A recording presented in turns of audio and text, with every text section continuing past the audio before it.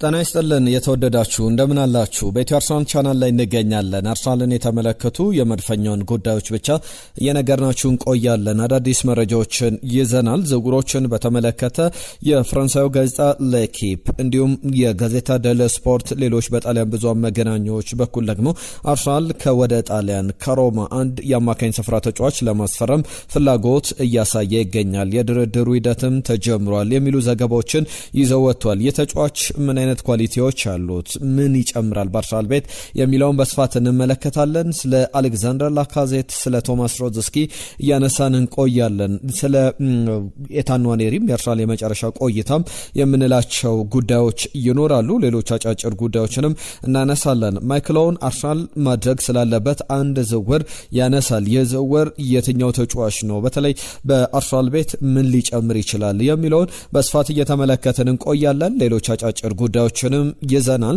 በቻላችሁት በያላችሁበት አብሮነታችሁን ብቻ እንጠይቃለን። አብራችሁን ስትቆዩ እነዚህንና ሌሎች ዝርዝር ጉዳዮችን ትሰማላችሁ። በቆይታችን ደስ የሚል ጥሩ ጊዜ የምታሳልፉ እንደሚሆን ተስፋ እናደርጋለን። እናንተም ይህንን ቪዲዮ ላይክ አድርጋችሁ ጀምሩ። ቪዲዮዎቻችን ብዙ ጋር መድረስ አለባቸው። የአርሰናል ጉዳዮችን የምንመለከትበት የአርሰናል ብቻ ቻናል ነውና የእናንተን ተሳትፎ የእናንተን አብሮነት እንፈልጋለን። በዛሬ ጥያቄያችን አንድ ነገር እናስቀድማለን። በተለይ አሌክዛንደር ላካዜትና ቶማስ ሮዝስኪን በምን ታስታውሷቸዋላችሁ? እስቲ ሐሳባችሁን ላኩልን።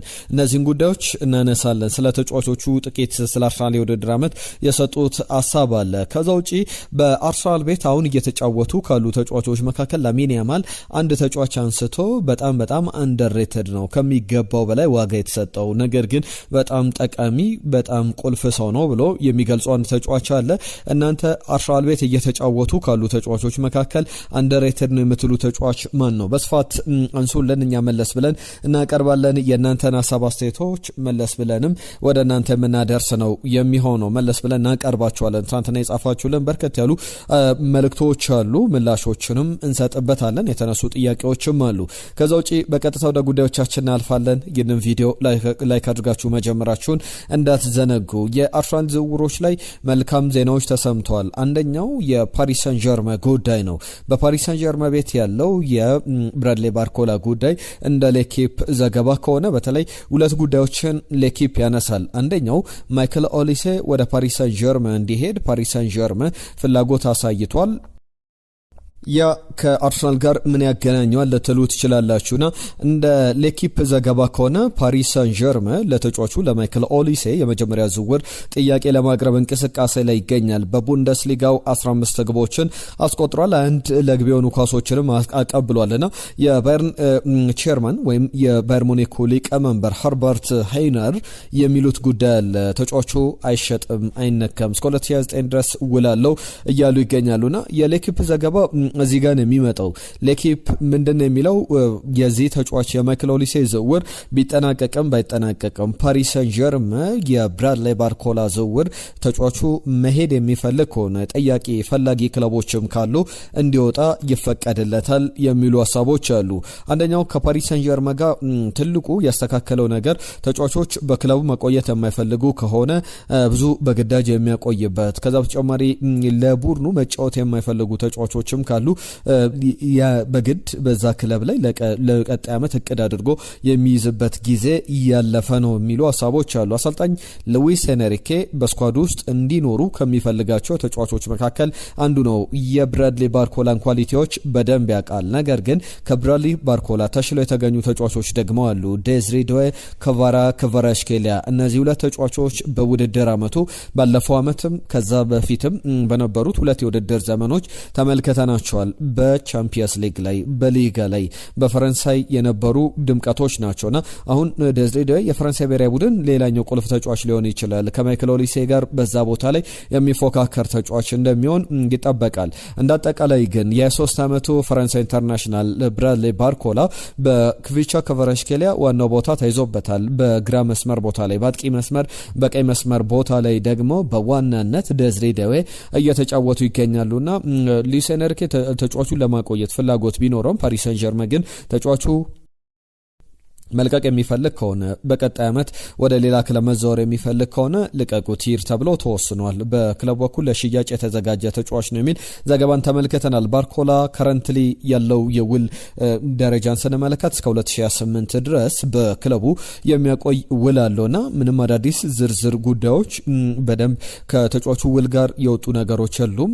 በተለይ በግብ በማስቆጠር ረገድ የባለፈው ዓመት ወይም የተጠናቀቀ የውድድር ዘመን በፊት በነበረ 2024-25 የውድድር ዘመን ከ40 በላይ ግብ ተሳትፎ ነበረው።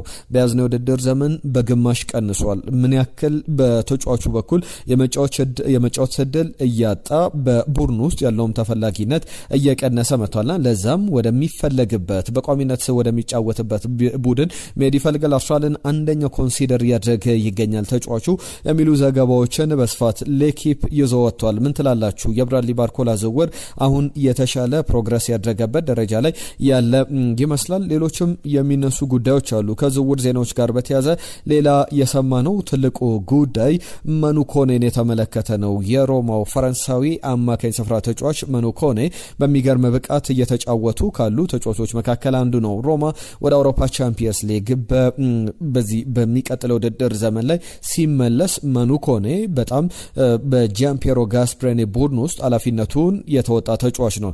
እንዳጠቃላይ በውድድር ዓመቱ ጥሩ ጊዜን አሳልፈዋል። አማካኝ ስፍራ ላይ ምን ይጨምራል? አርሰናል ለተጫዋቹ ፍላጎቶችን እያሳየ ይገኛል። የመኑ ኮኔ ጉዳይ እንዲሁ በቀላሉ የሚታይ አይደለም። 24 ዓመቱ ላይ ይገኛል። ወደ ፕራይም ታይሙ እየተጠጋ እየተቃረበ ያለ ከዚህ በኋላ እንግዲህ የተጫዋቾች ፕራይም ታይም የሚመጣው ከ25 ከ26 ከ27 ጀምሮ ነውና በተለይ 25 26 ላይ የተጫዋቾች ፕራይም ታይማቸው እንደሆነ ይነገራል። በብዙ መንገድ ያንንም በብዙ ተጫዋቾች ላይ ተመልክተናል። በተጫዋቹ በኩል 4-5 ትልቅ ኳሊቲዎች ይጠቀሱለታል። እስቲ አራቱን ኳሊቲዎች እናንሳ። ከኳስ ጋር በጣም ኤክሰለንት የሚባል ቦል ካሪንግ አቢሊቲ ያለው ኳሶችን እየገፋ የመሄድ ከአማካኝ ስፍራ ላይ በጣም ሱፐር ፓወር ያለው የሆነ አይነት ጉልበት እንዳለው የሚያሳይበት ተሰጥኦ አለው። ፊዚካል ፕሬዘንሱ አማካኝ ስፍራ ላይ ፊዚካሊቲውን በደንብ የሚጠቀምና ኢንቴንስ ለሆነው ሊግ ለእንግሊዝ ፕሪሚየር ሊግ የሚመጠን ኢንቴንሲቲ ማሳየት የሚችል ያ ኳሊቲዎች አሉት። ከዛ ውጪ ፕሬስ ሬዚስታንስ ነው። ቡድኖች ፕሬስ በሚያደርጉ ሰዓት ላይ ያንን የቡድኖችን ፕሬስ በደንብ አልፎ ለመውጣት ከኳስ ጋር ምቾት ያላቸው ተጫዋቾች አሉ። ለምሳሌ እንደ ማርኮ ቬራቲ አይነት ተጫዋቾች ፕሬሲንግን ዜሮ የሚያደርጉ የቡድኖችን የፕሬሲንግ አሁን ባሉ ተጫዋቾች መካከል ብንሰይመው እንደ ቪቺኒ አይነት ኳሊቲ ያለው ተጫዋች ነው ተብሎ ይቀመጣል። ታክቲካሊ ቨርሳታይል ነው። በአማካኝ ስፍራ ላይ በተለያዩ ቦታዎች ላይ ለተለያዩ የታክቲካል አቀራረብ የሚሆን ተጫዋች ነው ተብሎ ይቀመጣል። ሚኬል አርቴታ፣ አንድሪያ ቤርታ አማካኝ ስፍራ ላይ ምን አይነት ክፍተት እንዳለባቸው በውድድር ዓመቱ ላይ ተመልክተዋል። በተለይ ደግሞ ሉዊስ ስኬሊ ደርሶ አርሰናልን በደንብ ታድጎታል ብዬ አስባለሁ። እኔ በግሌ ማርቲን ዙሜንዲ መዳከሞች ካመጣ በኋላ በደንብ አርሰናል የተሻለ ተጫዋች እንደሚያስፈልገው ወይም ደግሞ ለሮቴሽን የሚሆን በዴክላን ራይስ ደረጃ በነ ሚኬል ሜሬኖ መጎዳቱ በጣም ትልቅ ጉዳት ነበር ለአርሰናል። ከዛ ውጪ ከመኑ ኮኔ ሲመጣ ዴክላን ራይስን ለማሳረፍ ማርቲን ዙሜንዲን ለማሳረፍ በደንብ የሚመች አይነት ተጫዋች ነው። በሁለት አማካኞች ለሚጫወተው የአርሰናል ቡድን ውስጥ በጣም ቁልፍ ሚና ይኖረዋል ተብሎ ይጠበቃል። ብዙ እየተባለበት ይገኛል። እናንተስ እንዴት አያችሁት? መኑ ኮኔ ላይ ጥሩ አማካኝ ተብለው ከሚጠሩ ተጫዋቾች መካከል ወደ አርሰናል የሚመጣበት እድል እየሰፋ እንዳለ ትልቅ ማሳያዎች አሉ እየተባለ ይገኛልና እነዚህ ሁለት ዝውውሮች በትልቅ ደረጃ የአርሰናልን ክፍተቶች ሊያሟሉ ከሚችሉ ተጫዋቾች መካከል የሚኬል አርቴታ ቡድን ብቻ አይደለም። በተደጋጋሚ ብለናል። በእንግሊዝ ፕሪሚየር ሊግ ላይ ያሉ ዋነኛ የሚባሉ ቡድኖችን እስቲ እንመልከት። በእንግሊዝ ፕሪሚየር ሊግ ላይ ማንቸስተር ዩናይትድ የግራ መስመር አጥቂ ይፈልጋል። ሊቨርፑል የግራ መስመር አጥቂ ይፈልጋል። ቼልሲ ያ ቦታ ላይ አሊያንድሮ ጋርናቾ እንዲሁም ደግሞ ጄሚ ጊተንስ ብዙ እየተጫወቱ እያገለገሉት አይደለምና ማርኬቱ ላይ የሆነ አይነት ጊዜ ላይ እንደዚህ አይነት ነገሮች ማንቸስተር ሲቲን በተመሳሳይ ሳቪኒዮን መተካት ይፈልጋል። በመስመር አጥቂ ቦታ ላይ የሚፈለጉ ተጫዋቾች አሉና ማርኬቱ ላይ የሆነ ሰዓት ላይ የ6 ቁጥር ተጫዋቾች እጥረት ይመጣል። የሆነ ሰዓት ላይ ደግሞ የመስመር አጥቂዎች የሆነ ሰዓት ላይ የአጥቂዎች የሆነ ሰዓት የማል ተከላካዮች ችግሮች ይስተዋላሉና እንደዚህ አይነት ነገሮች አሁን በስፋት እየተነሱ ይገኛሉ። ከማኑ ኮኔ ወደ ኤታን ንዋኔሪ ጉዳይ እናምራ። ኤታን ንዋኔሪ የአርሰናል የውድድር ዘመኑን በደንብ በጥሩ መንገድ ጀምሮ ከዛ በኋላ ባለፉት ጊዜያት ላይ ደግሞ ትንሽ አለው የአርሰናል የፉክክር ደረጃ በተለይ ብዙ ጥራት ያላቸው ተጫዋቾች ያሉት ስብስብ ነው የሚኬል አርቴታ ቡድንና በዛ ሂደት ደግሞ ተጫዋቹን በማቆየትና በመልቀቅ ረገድ እየተነሱ ያሉ ጉዳዮች ነበሩ። በውሰት ውል ወደ ኦሎምፒክ ደ ማርሴ ወደ ሮቤርቶ ዲዘርቢ ቡድን አምርቶ ነበር። ከዛ በኋላ ሮቤርቶ ዲዘርቢ ቡድኑን ከለቀቁ በኋላ በኦሎምፒክ ደ ማርሴ እድል ያላገኘው ኤታን ንዋኔሪ አሁን ወደ አርሰናል ተመልሷል። እሱ በቀናት በፊት የሰጣቸው አስተያየቶች አሉ። በአርሰናል ቤት አሁንም ለቦታ እንደምጫወት ከሚኬል አርቴታ ጋር ተነጋግር ያለው የሚል ሀሳቡን ሲያነሳ ነበር። አሁን አዳዲስ በወጡ ዘገባዎች መሰረት ሲሞን ፊሊፕስ ጋዜጠኛ ሲሞን ፊሊፕስ ያነሳቸው ጉዳዮች አሉ። ቸልሲ ተጫዋቹ ለማስፈረም ዳግም ሙከራ ለማድረግ ወደ ገበያው ወጥቷል። ኤታን ንዋኔሪ ግን እናንተ በስንት ቢሸጥ ትገምቱታላችሁ? አርሰናል እሱን ሽጦ ሌሎች ተጫዋቾችን ማምጣት አለበት ወይስ ደግሞ በዚሁ በዝውውር ሂደቱ ላይ የበለጠ ጠንካራ እንቅስቃሴ ማድረግ አለበት ትላላችሁ? እስቲ ሀሳብ አስተያየቶቻችሁን ላኩልን። የማርከስ ራሽፈርድ ጉዳይ ከአርሰናል ጋር ሲያዝ ነበረ። በባርሰሎና ቤት እንደማይቆይ በተለይ በቋሚነት ባርሰሎና እንደማያስፈርመው ማንቸስተር ዩናይትድ ፍላጎት ካለው ዳግም በውሰት ውል ተጫዋቹን ለማምጣት ፍላጎት እንዳለ በባርሰሎና በኩል ነገር ግን ለአንቶኒ ጎርደን ገንዘብ አውጥተን ለማርከስ ራሽፈርድም ሌላ ገንዘብ አናወጣም የሚል እሳቤ እንዳላቸው ይታወቃልና ማርከስ ራሽፈርድም ወዲያው ነበረ በባርሰሎና ውሳኔ ተበሳይቶ ከማህበራዊ ትስስር ገጾቹ ላይ የማንቸስተር ዩናይትድን አጠቃላይ የባርሰሎናን አጠቃላይ የሶሻል ሚዲያ ገጾች መከተል ያቆመው ሪሙቭ አድርጓል የባርሰሎናን እያንዳንዱ ነገርና ብዙ ሲባልበት ነበረ። አሁን የቀድሞ የማንቸስተር ዩናይትድ የሊቨርፑል ሌጀንደሪ ተጫዋች እንግሊዛዊው ማይክል ኦውን ስለ ተጫዋቹ ዝውውር ያነሳል። አርሰናል አጥቂ እየፈለገ ይገኛል፣ ሴንተር ፎርዋርድ። ከዛ በተጨማሪ እዛው ከፊት መስመር ላይም በሌፍት ሃንድ ሳይድ በግራ መስመር አጥቂ ቦታ ላይ ማጥቃት የሚችል መጫወት የሚችል ተጫዋችም እያማተረ ይገኛልና ትሮሳርድ በጣም ጥሩ ተጫዋች ነው፣ ማርሻሊም በጣም ጥሩ ተጫዋች ነው። ነገር ግን ማርከስ ራሽፈርድ በለቱ በቀኑ በጥሩ ብቃት ላይ የሚገኝ ከሆነ ፊት ከሆነ ከነዚህ ተጫዋቾች በእጅጉ ላቅ ያለ ተጫዋች ነው የሚል ሀሳብ አለው። እናንተስ ምን ትላላችሁ? የማይክል ኦውንን ሀሳብ እንዴት ታዩታላችሁ? ማርከስ ራሽፈርድ ከጋብሪኤል ማርሴሊና ከሊያንድሮ ትሮሳርድ አፕግሬድ ያደረገ ተጫዋች ነው ወይ በቀኑ ወይም በጥሩ ብቃት ላይ ባለበት ሰዓት ላይ ብሎ ነው የሚያነሳውና አርሰናልን ኢማጂን ማድረግ እችላለሁ ብዙ ተጫዋቾችን እንደማያስፈርም ብዙ ተጫዋቾች ዝውውሮች ላይ በጣም በርካታ ተጫዋቾችን ሊያመጣ አይችልም በያዝነው የውድድር ዘመን ካለው ስኳድ አንጻር። ነገር ግን ኦፖርቹኒቲዎችን ጥሩ እድሎችን የሚጠቀምበት ጊዜ ነው። ጥሩ ተጫዋቾችን ካገኘ ሴንተር ፎርዋርድ ላይ ቡድኑን ማሻሻል የሚችሉ ተጫዋቾችን ካገኘ ያመጣልና የባርሰሎና ፍላጎት ይታወቃል። ማርከስ ራሽፈርድም ያለው ፍላጎት ይታወቃል። የመጀመሪያው ፍላጎት በባርሰሎና መቆየት ነበር። ያ ባርሰሎና ተገፍቶ ባርሰሎናም የነበረውን እድል ሳይጠቀምበት ቀርቷልና ያ ደግሞ አሁን በአርሰናል ቤት እንዲፈለግ ምክንያቶች ነበሩ። ሚኬል አርቴታ ተጫዋቹን አድማየር ያደርገዋል። በደንብ ከሚፈልጋቸው ተጫዋቾች መካከል አንዱ እንደሆነ ይታወቃልና እንዳጠቃላይ ግን በውድድር አመቱ ማርከስ ራሽፈርድ ቢመጣና ሌሎችም ተጫዋቾች ባሉበት ስኳዱን ቢያጠናክር ምናልባት ሌሎች አማራጮችን አርሰናል ማግኘት የማይችል ከሆነ ወደዚህ ወደ ማርከስ ራሽፈርድ ዝውውር መግባቱ የሚቀር አይመስልም። የእናንተን ሀሳቦች ግን አካፍሉን በእነዚህ ጉዳዮች ላይ። ከዝውውር ዜናዎች ወጣ ብለን አንድ ሁለት ጉዳዮችን እናንሳ። የቶማስ ሮዘስኪ ጉዳይ አርሰናል ዋንጫ ሲበላ በጣም ፍጹም ደስ ነው ያለኝ ይላል። ዓለም ዋንጫ ላይ ከተቆጠሩ ድንቅ ግቦች መካከል ቶማስ ሮዘስኪ ያስቆጠራት ግብ የምትታወስ ናት። በሰሜን ለንደንም የነበረው ጊዜ ሊትል ሞዛርት ይባላል። እናንተ ቶማስ ሮዘስኪን በምታስታውሱታላችሁ? አርሰናል ዋንጫ ሲበላ በጣም ፍጹም ደስተኛ ነኝ፣ የአርሰናል ቁጥር አንድ ደጋፊ ነኝ፣ ሁል ጊዜም አርሰናልን እደግፋለሁ። አርሰናል ዋንጫ ሲበላ ሰለብሬት አድርጌያለሁ። ጓደኞቼን ጠርቼ ዋይን ቀድቼ ከጓደኞቼ ጋር ሰለብሬት አድርጌዋለሁ። በደስታ ነበር ያሳለፍኩትና የአርሰናል ቁጥር አንድ ደጋፊ ነኝ፣ ሁል ጊዜ ደጋፊ ሆኜም እቀጥላለሁ። ያ ኤምሬትስ ስቴዲየም ለንደን፣ ሰሜን ለንደንም የኔ ቤቴ ነበረ ይላልና አፌክሽን እንዳለው አሁንም ለአርሰናል ልዩ ፍቅር እንዳለው የተናገረበትን አንድ ቃለ መጠይቅ ተመልክቻለሁ። ሌላ ተመሳሳይ ሀሳብ እናንሳ። ከአሌክዛንደር ላካዜት ጋር በተያዘ የቀድሞ የአርሰናል አምበል አሌክዛንደር ላካዜት እንዴት ታስታውሱታላችሁ።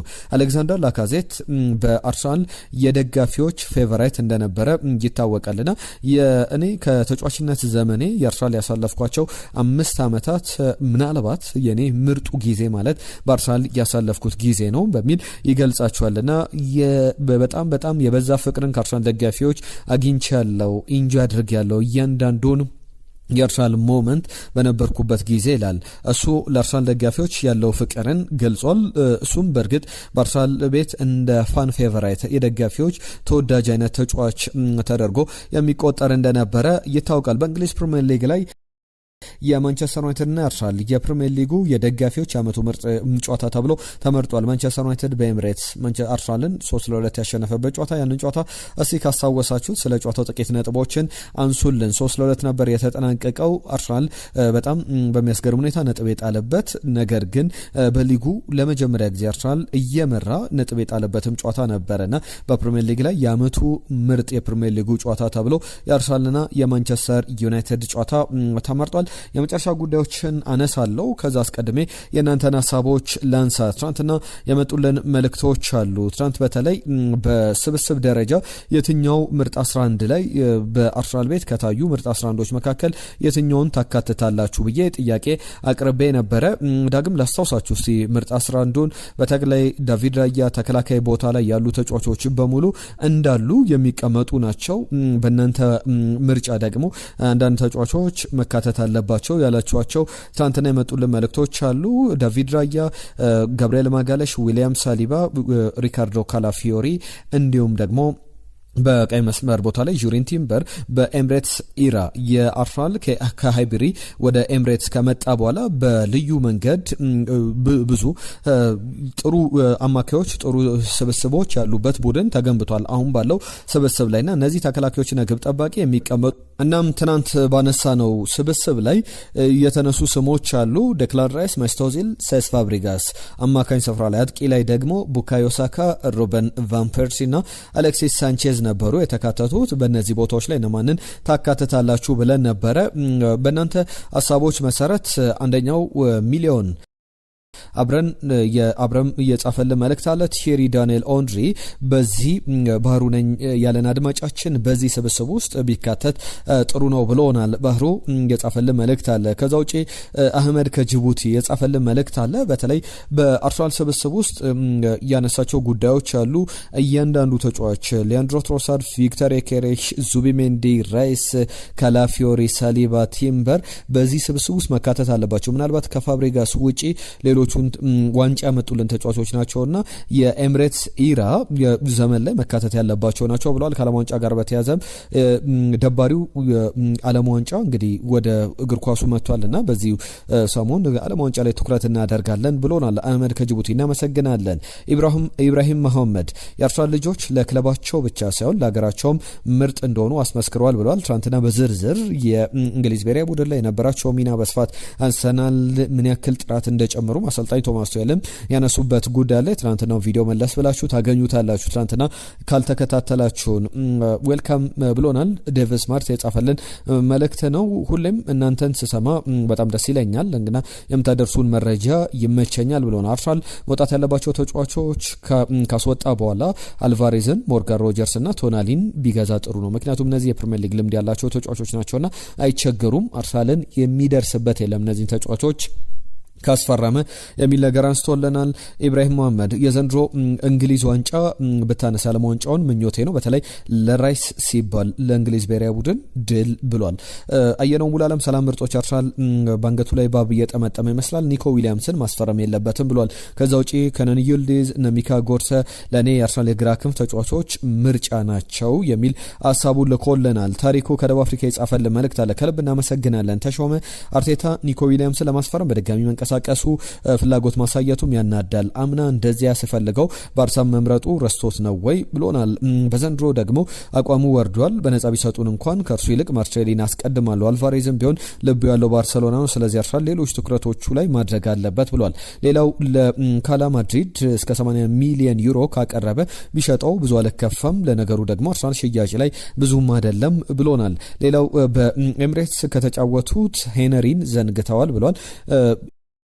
ቲየሪ ሄንሪን ዘንግተነው አይደለም በቫን ፐርሲ ቦታ ሄንሪ ቢገባ ብሎናል። ቲየሪ ሄንሪ ብዙ አመታትን በኤምሬትስ አልተጫወተምና የሄንሪ ወርቃማ ጊዜ የሚባሉት በትክክል የሃይብሪ ዘመን ስለሆነ ያንን ለዛ ከግምት አስገብተን ያላነሳነው ጉዳይ ነው። ዩሱፍ መሐመድ ትሮሳርድ ቢሄድ ማርሴሊ ቢቆይ የኔ ምርጫ ነው፣ ኒኮ ዊሊያምስ ደግሞ ቢመጣ ጥሩ ነው ብሏል። አቤል እንግሊዝ ዋንጫውን የምታሸንፍ ከሆነ ዴክላን ራይስ ባሎን ዶር ይገባዋል። የአልቫሬዝ ጉዳይም ከምን ደረሰ የሚል ነገር አንስቶልናል። ጥሩ አጥቂ እንደሆነም ይታወቃልና የአልቫሬዝ ጉዳይ እስካሁን አዳዲስ ነገሮች የሉትም። ትናንትና በዝርዝር ካነሳናቸው ጉዳዮች ውጪ ሳዳት የጻፈልን መልእክት አለ። ትሮሳርድ እናመሰግናለን ማርሴሊ፣ ነገር ግን አርሰናል 5 አመት ሊጉ ላይ መቆጣጠር ካለበት አሁንም በጣም ለውጥ ያስፈልጋል፣ በተለይ ጨራሽ የሚባሉ አጥቂዎች ያስፈልጉታል ብሎናል። መንደፍሮ የጻፈልን መልእክት አለ። ኮሽላኔን ምርጥ ተከላካይ ነበርና በዚህ ስብስብ ውስጥ መካተት ነበረበት ብሎናል። ዘላለም የጻፈልን መልእክት አለ። ዘላለም ድልነሳ ሳሜር ናስሪ በዚህ በቅድም ባነሳሁት ምርጥ 11 ውስጥ መካተት ያለበት ነው ብሎናል። የመጨረሻ አንድ ሁለት ጉዳዮች ይነሳሉ። አንደኛው ከጋብሪኤል ኤንዜ ጋር በተያያዘ ነው። ጋብሪኤል ኤንዜን በተመለከተ አርሰናል ቋሚ ኮንትራት ወይም ተጨማሪ አመታትን በአርሰናል እንዲቆዩ ለማድረግ ፍላጎት አለው። ጋብሪኤል ኤንዜን ለማቆየት የ48 አመቱን አርጀንቲናዊ የቀድሞ የማንቸስተር ዩናይትድ እና የሪያል ማድሪድ ያሁኑ የአርሰናል ምክትል አሰልጣኝ በተመለከተ ኤልቼ በቋሚነት ለመቅጠር ፍላጎት እያሳየ ይገኛልና አርሰናል ጋብሪኤል ኤንዜ ማቆየት ይፈልጋል። አሁን ዲሳይድ የሚደረገው የመጨረሻ ውሳኔ በጋብሪኤል ኤንዜ እጅ ላይ ይገኛል ተብሏል። እናንተ ጋብሪኤል ኤንዜ ምክትል አሰልጣኙ እንግዲህ ዲፌንሲቭሊ አርሰናል አሻሽሎታል ተብሎ ብዙ በተደጋጋሚ ብዙ ነጥቦችን አንስተናልና እናንተ ምን ሐሳብ አላችሁ? ቢቆይ ወይስ ደግሞ ቢለቅ ትላላችሁ? እስኪ ሐሳብ አስተያየቶቻችሁን ላኩልን። ከዛ ውጪ ሌሎች የሚነሱ ጉዳዮች አሉ። ላሚን ያማል ጋር በተያያዘ አንድ አርሰናልን ተጫዋች አንስቶ በኔ በኩል ከተመለከትኳቸው አንደርሬትድ ወይም ደግሞ ከዋጋቸው በላይ አንዳንድ ተጫዋቾች ይሰጣቸዋል፣ ከዋጋቸው በታች ደግሞ ዝቅ ያለ ግምት የሚሰጣቸው ተጫዋቾች አሉ። ለቡድን በጣም አስፈላጊ አንደርሬትድ ተጫዋች ማን ነው ተብሎ ተጠየቀ። ሚኬል ሜሬኖ ካርሻል እኔ በጣም የምወደው ተጫዋች ነውና በተለይ ደግሞ በጣም የሚገርሙ ኳሊቲዎች አሉት ብሎ በዝርዝር ያስቀምጧል። ሁሉም እነዚህን ጉዳዮች አርሰናልን በተመለከተ አነሳን። ለአብሮነታችሁ ለሰጣችሁን ጊዜ ከልብ እናመሰግናለን። የተለያዩ ሀሳቦችን ነው እያነሳ ነው። ሀሳብ አስተያየቶቻችሁን እንቀበላለን፣ ነገም እንወያይበታለን። ላይክ አድርጉ፣ ሼር አድርጉ። ይህንን የአርሰናል ቻናል በጋራ ማሳደግ አለብን። አዳዲስ ጉዳዮችን ይዤ ነገ መለሳለሁ። የዛሬ እነዚህ ላይ ያበቃን። ጤና ይስጥልን ብለናል።